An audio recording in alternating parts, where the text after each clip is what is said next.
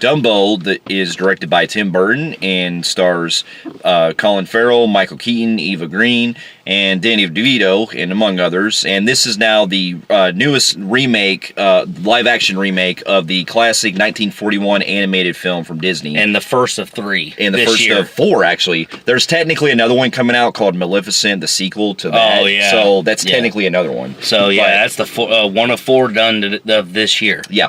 And this is also based on a book of the same name, I believe, also called Dumbo, that I believe it's going more in line with that, but it's also a remake of the cartoon. Like they're all doing. Yeah. And basically this story set in 1919 in this circus called the Medici or something circus. Basically, Danny DeVito's character is the guy who runs the circus and everything. And it's a rundown circus that's kind of falling apart. Yeah. And Colin Farrell, who comes back from World War I. And he basically takes care of the elephants and the animals. And his kids who just lost their mother to influenza that year. Yeah. And basically they discovered that one of the elephants is pretty much about to have a baby, and overnight they discovered that there's a elephant that's there, and it has like she gives birth, the mother gives birth, right. Now it's actually implied that it's actually that, because if you remember, because I do remember this in the original cartoon, the storks actually brought the baby there. I mean, but I don't know if they still established, because if you notice that scene, it still shows the stork. So it's like, this one, I think they're applying this one. She did give birth. Okay, because they imply that she was pregnant, and then next thing you know, she has the baby. Gotcha. Because she made that scream, and next thing you know, the baby. Yeah. And they go in there, and they notice that she's being very protective, and then you see Dumbo. She was hiding Dumbo. Yeah, and they discovered that this elephant has like these big ears and stuff, and then they, at first, that the other circus people, especially this abusive guy who treats animals and stuff, is like, not treating them well and everything. And then over time, the kids discover that the elephant is able to basically have the talent of flying based on because his ears are actually wings. Yeah, and Danny DeVito uses that as an opportunity to get his carnival back on the roots, because like we said, it's going broke, and he's basically having to sell like a bunch of shit just to stay afloat. So this is his ticket of getting rich. And this is also brings Michael Keaton's character in, who's basically like the tycoon that's who runs like this other big futuristic type circus. It kind of reminds you of a Captain America type thing with the technology and stuff. Yeah, it's called the Dream World. It's like Dreamland. a steampunk kind of. It's basically Disney World back in the day. Yeah. And basically, he sees on the newspaper, because ain't got TV or anything. Well, he sees on the newspaper about the flying elephant, and he sees that's an opportunity of more money. So he goes and makes a proposition to Danny DeVito, offering to take everybody his carnival with them to come join his carnival. Yeah. And of course, he's playing the villain, because the tycoon is always the bad guy eventually. Yeah. So now here's some backstory. Now, as we said, this is now one of the many remakes that they've done of other cartoon, the animations of Disney from back in the day. A few years ago, we had it with The Jungle Book, and also Cinderella, and also Beauty and the Beast. Yeah. So we're really starting to get in this trend lately, where we're seeing a lot of these remakes of live action of cartoons. And I'll admit, it's been quite a long time since I've seen the original Dumbo, but I remember watching it in elementary. Yeah, it's been a while, and I will say for the most popular ones, because Dumbo's part of the original of the Renaissance of the classics. I will say that it is the more forgettable. I know I wasn't really into Dumbo that much, so I'm gonna have a hard time comparing here. Yeah, I remember certain scenes that were iconic that I remember from remember Dumbo. that one being a lot sadder, though. Yeah, it was very emotional. Yeah, because didn't the mother die in that version? No, I don't remember. No. Oh, I thought they shot the mom. No, that was different. I know they did it in Bambi and all that, but they were notorious for doing that. I think that was actually one of the few they actually didn't do. Oh, well, all right. Well, anyways, I remember that one being a lot sadder, though. But like I said, I've never been much of a Dumbo fan. But all right, going in this film, now I love the trailers, the way it looks, and there's 2 versions of how I went into this film seeing the trailer. I'm very skeptical on Tim Burton. However, like I said, he is considered one of my favorite directors back in the 80s and 90s, maybe just an early 2000 here or there. But when it comes to him wanting to touch movies, like he's done Alice in Wonderland 1 and 2, and he did Charlie and the Chocolate Factory. And Planet of the Apes. Yeah, well, I'm talking about those like kid movies. Well, yeah. He's not done very well at any of those. No. I will tell you right now, he pissed me the fuck off with Charlie and the Chocolate Factory, because that movie made me want to pull my fucking hair out so goddamn annoying. Yeah. And then fucking Alice in Wonderland was just so boring. Yeah, I didn't even fully watch Alice in Wonderland, but I remember when Charlie and Chocolate Factory came out. At the time, I said that was probably the worst that he did. Yeah, and now going into the pro part of the trailer, it was cool that he actually got rid of Johnny Depp and his ex-wife, and they're not part of it anymore. And now he's going back to his old crew with Michael Keaton and Danny DeVito, who did such, his early stuff with Batman, Batman Returns, and Beetlejuice and all that. Yeah. That's the classic Tim Burton I miss. And that is the one I miss. Yeah. So I was 50-50 on the trailer. So upon seeing the film, I will say that it's good, but there's some problems with the film. Yeah, it's about how I see. Like, the movie I felt was okay, and it's a good step in the right direction for Tim Burton to come back, because he's been on such a colossal hiatus with movie after movie that has been so, really not that good. But it seems like he's really trying to go back to his roots. He needs to go back to his roots with, maybe doing some new original stuff. Yeah. I still feel like he just can't get these kid movies right. I don't know what it is. Maybe he should have tried maybe he should be really, I know they're getting ready to do an Addams Family later this year that's animated. That's going to look like Nightmare Before Christmas. Well, it's also CGI animated. Yeah, well, it's kind of like that. Yeah, it's a mixture of, it's kind of like Hotel Transylvania look. But I do think that if there's a kid movie remake he could do, would be Addams Family. Well, that's what he actually wanted to do for a while, because, believe it or not, I think there were rumors that he was trying to get it done, and I believe he was going to possibly cast Johnny Depp, at least to play Gomez. Yeah. But at the time. But nowadays, if there's anything, I would love for Tim Burton to go back to finally get that sequel to Beetlejuice. Yeah. But it's just these kid movies, he's just not, like I said, it's okay movie. It's just, it's good there, but it's not really, I mean, there's some problems I have with it, and it's just something he can't click right with these. Can't explain it. He just can't do these movies for some reason right. Yeah. And now, going into our pros, I'll say that it's great that the cast were all great. I was glad to see that he brought his old crew back, especially Michael Keaton and Danny DeVito. In fact, Danny DeVito, I think, he's probably my second favorite character of the film, because every scene he's in, he's just so eccentric. He had me laughing a lot in some parts. He is very eccentric. He's got a sense of having fun. And I really liked that, and I thought it fit well with the character. Yeah, and I also... Michael Keaton, again, playing a villain. Once again, great. His charisma always shows, as usual. Well, I got a con on something about him later. Yeah, we'll get to that. But he does play it very well. And I thought the kids did very good, and Colin Farrell did really good. Yeah, he was really great, too. And I always have a fascination with this actress. Eva Green, I'm glad that, she's still getting roles still. I find her to be a really talented actress, and she's also a well-known Burton collaborator too, because she was also in Dark Shadows and that Miss Pedigree or whatever Children from a couple years ago he did. Yeah. So she's starting to be his go-to now for woman roles. But anyway, she was great, and I also got to admit, as far as the story, the actual character that I felt the most with, even though it was very underdeveloped, was Dumbo himself. I thought that there were moments with Dumbo that I enjoyed, especially there's emotional scenes, the stuff the emotional scenes were there, that they're still there. Yeah, they didn't have a high what you expected it to be a lot more epic on the emotion than it should have been.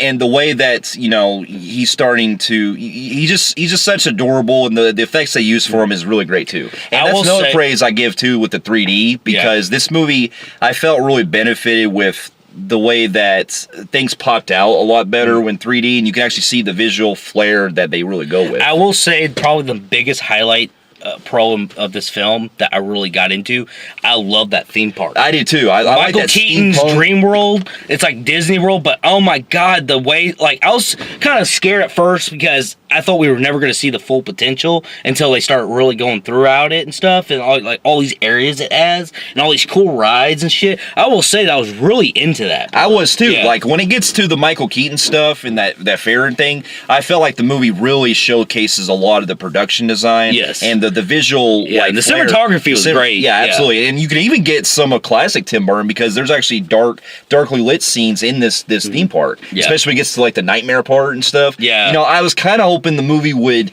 kind of like take place entirely there, you know, or like do more like focus on it basically. Yeah. But anyway, yeah, so that was great. And I gotta admit too, once again, Danny Elfman, great score. Not as memorable as some of his other films with Burton, but it's great to see that, you know, Danny Elfman, he always does great with his scores. And did you notice that film took place at the first half of it, where they're like at that little farm? It takes place in Joplin, Missouri. Yeah, I noticed that. Not far from us. Yeah. No, not too far. So, but anyways, yeah, there ain't much you really can dig into this film because it's just pretty much another point A, point B. Yeah, so. And there was a couple of moments that I remember from the cartoon that I thought really got me in a little bit of nostalgic because I remember it from the cartoon. Yeah. It's mainly the part with the pink elephants. Yeah. If you remember that from the cartoon? Mm-hmm. They do a spin on this one, which I thought really worked. Yeah, I do. Oh wait, before I get into cons, I do like I'm always fascinated with those older versions back in the old days, like the 40s, the 30s, the 20s, and 10s, and how they did carnivals. Yeah. Because it's kind of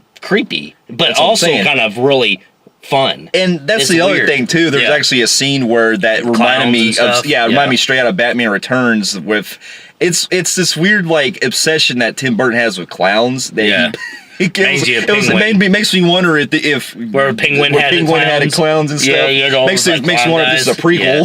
Yeah. And Penguin was in the carnival too. Yeah. So it's like before he became Penguin, he was a carnival dude. His great grandfather. Penguin ran a carnival thing. Yeah. Yeah. So it's like, I think that fits Tim Burton, and I can see why he wanted to do Dumbo because it has the carnival theme. Yeah. So with that said, I'm going to go into cons now. I will say that one of my problems with this film is character development. This movie lacks a lot of character development, and sadly enough, character development for Dumbo too is really fucking short-lived. Yeah, all the characters in this are so thinly written on not only the human characters but Dumbo himself. It's just there. Everybody has a fucking either their fucking character development is this small or they have none at all. They just come in the movie. Like, as much as I like Eva Green, her character just came and just suddenly became on their side. Yeah. It's like, and that goes into editing. I felt like this film just jumping, fucking quick. It's not jumping everywhere. It's just going, let's get through this fucking movie.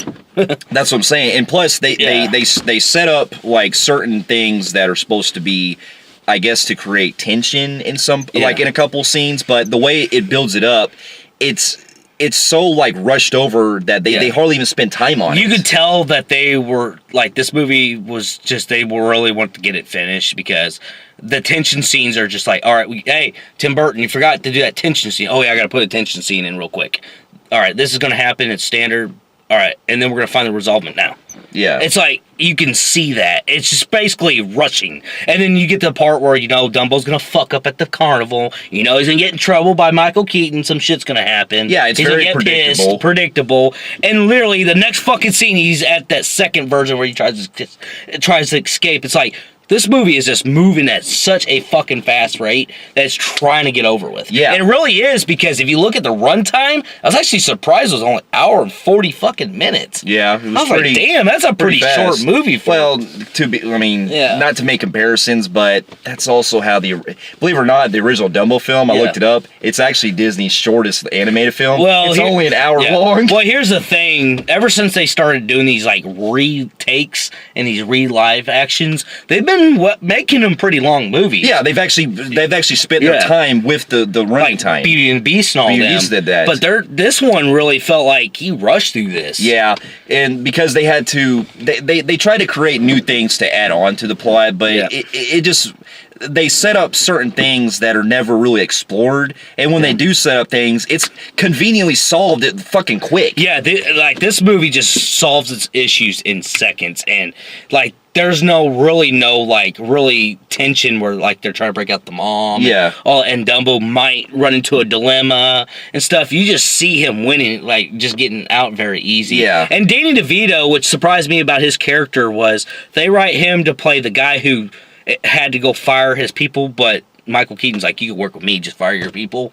And you would think there'd be that long tension, they don't trust him. And then you see that surprising part where he runs into Colin Farrell, and then Colin Farrell thinks he's probably gonna snitch on him, and he's like, go, and stuff. You don't get that big, like, he's turning good again, because really, they go from that to that fucking scene, the next scene. It's like...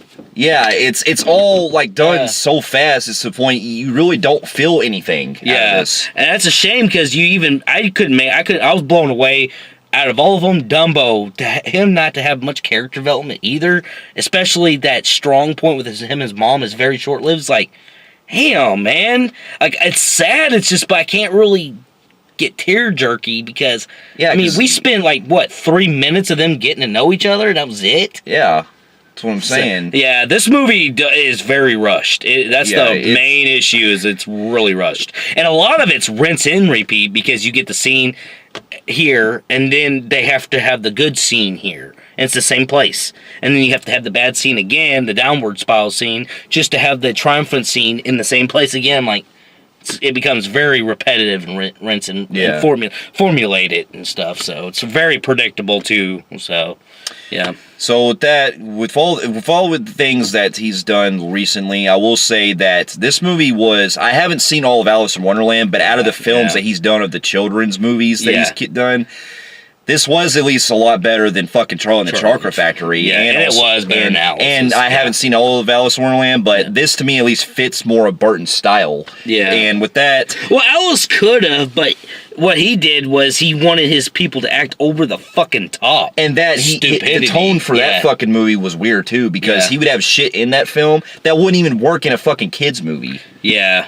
So... Yeah. But like I said, I will say that while Dumbo is the best out of his children movies, remaking movies of classic children's, that still doesn't hit the fucking mark. Right. Even though this film was not bad at all. I believe that, he'll probably find that great movie probably come back someday, especially with he's now got Michael Keaton back. I think the smartest decision for one, I love him, I'm glad, but he had to separate himself from Johnny Depp. Yeah. Because it was getting old. It was. And he's not with Helen anymore, so I can understand that. But I'm glad that he doesn't still say, hey, you want to be in my movies? Because she'll become the Rob Zombie's wife's version of fucking him. And I'm like, oh my God. So I'm glad that he said, you know what, I want to go back to my original cast whenever they were fucking, I had fun with my movies. Yeah, and so hoping for the better when he makes another movie in the future. So with that being said, I'm going to give the movie just a regular average Joe on the Film Freaks meter. I'm with him, average Joe on the Film Freaks meter. Fair enough. For those of you who have also seen Dumbo and also the original animated version by Disney, let us know in the comments below what you thought about it. And if you like what you see here, you can feel free to like and subscribe to our channel and check us out on other reviews here and our website at filmfreaks.com. And we'll be seeing you in our next review. We'll see you later. Later. Okay.